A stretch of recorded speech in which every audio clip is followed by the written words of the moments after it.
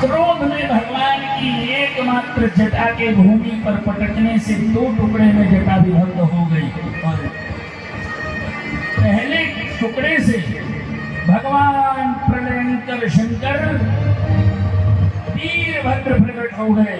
बोले वीरभद्र भगवान की। और दूसरे कण से रणचंडी भगवती महाकाली प्रकट हो गई करोड़ों योगिनियों के साथ। ऐसा तेज था वीरभद्र का, मानो तीनों लोगों में उतना तेजस्वी कोई नहीं है।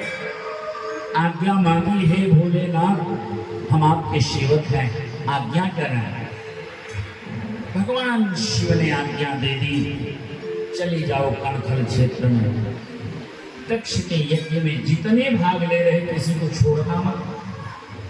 ऐसा दंड देना कि आज के बाद 80वें यज्ञ दोबारा कोई करने का साहस भी न जुटा सके।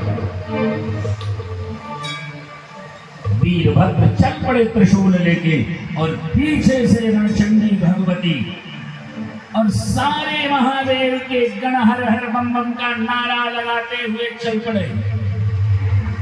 आके बहुत दूर से उस पूरे यज्ञ स्थल को घेर लिया शिव के गणों ने। एक भी भाग नहीं सकता। और सबसे पहले शिव के वीरभद्र यज्ञशाला में प्रवेश किए। आज वीरभद्र का कोप देख करके दक्ष प्रजापति थर थर कांपने लगा, सारा घमंड चूर चूर हो गया। भगवान विष्णु से प्रार्थना करने लगा, हे नारायण मेरी रक्षा करो, हे नारायण मेरी रक्षा करो। पर सिरद्रोही को कोई बचाने नहीं आया और वीरभद्र ने त्रिशूल से उसका गला काट दिया और उसके मस्तक को वही भस्म कर दिया। जितने आए थे देवता सबकी ऐसी पिटाई की शिव के गणों ने कि कोई सीधा खड़ा होने की स्थिति में नहीं बचा। कोई लंगड़ा हो गया, कोई लूला हो गया, कोई अंधा हो गया, कोई बहरा हो गया, किसी की दांत टूट गए, किसी की कमर टूट गई।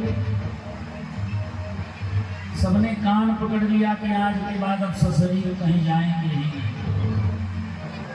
देवों ने पोस्ट ऑफिस बना दिया हवन कुंड के रूप में कि ये अग्नि देवता मेरे नाम की जो आहुति लोग हैं हमारे घर पहुंचा दें, हम उसी में संतोष कर लेंगे। तो हवन की अग्नि को हव्यवाह कहते। हव्यवाह नाम की अग्नि जिस देवता के नाम की आहुति डालते हो पहुंचा देते, क्योंकि इनकी धुनाई शिव जी के गणों ने की, सारा घमंड चूर चूर हो गया। दोबारा शिव विरोधी आयोजन में देवता झुकने का साहस भी नहीं कर पाए। सारे यज्ञशाला को तहस नहस कर दिया। यज्ञ नारायण भगवान धर्म के साथ ब्रह्मलोक को प्रस्थान कर गए। शमशान के राख से हड्डियों से पूरे उस स्थल को ही पाट दिया शिव के गणों ने। अब तो आधा अधूरा संकल्पित यज्ञ वही जैसे थे तैसे। कोई यज्ञ जब आरंभ हो जाता उसका पूर्ण होना जरूरी है। अधूरा यज्ञ समाज के लिए हानिकारक होता है।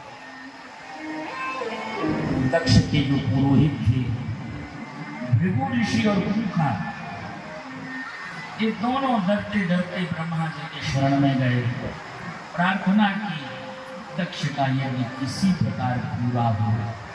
संकल्पित अधूरा यज्ञ ठीक नहीं समाज के लिए। ब्रह्मा जी ने कहा अपराध शिव जी की किए हो, क्षमा हमसे मांग रहे। ऋषियों ने कहा साहस नहीं है भगवान के सामने जाऊं कैसे, आपसे सहायता मांग रहे कि आप मेरी ओर से चल के जरा भोलेनाथ से मेरी बात, मेरी प्रार्थना स्वीकार हो जाए, किसी तरह से कोशिश कर दो। ब्रह्मा जी भी आने में डर रहे थे। भगवान विष्णु को संग में लिया और अन्य देवताओं के साथ आए कैलाश, बड़ी स्तुति की, भोलेनाथ प्रसन्न हुए। जब नेत्र खोला और देखा ब्रह्मा विष्णु को, इंद्र को, कुबेर को, मृगों को, काकों को, पूछा क्या कहना चाहते हो, सभी अपनी बात बताओ।